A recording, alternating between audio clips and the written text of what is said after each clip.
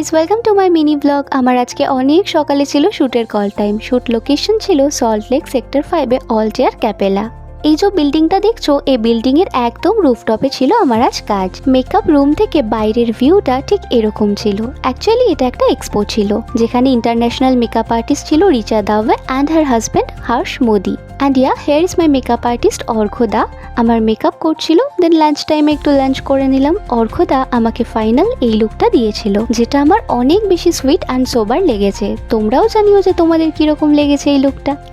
আর তোমরা যদি তোমাদের স্পেশাল ডেতে এরকম একটা লুক পেতে চাও, তাহলে ডেফিনেটলি অর্ঘদার সাথে কন্ট্যাক্ট করতেই পারো। আমি ডিসক্রিপশন বক্সে অর্ঘদার ডিটেলস দিয়ে দেবো, তোমরা চেক করে নিও। আর হ্যাঁ, এই মানুষটাকে নিয়ে কথা না বললে ভগবান আমাকে সত্যিই পাপ দেবে। Bhabashesh Ganguly, ভবদা।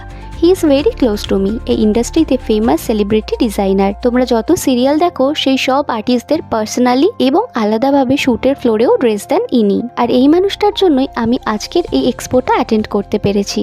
Then ramp walk start holo, and yeah, it was my first walk on stage.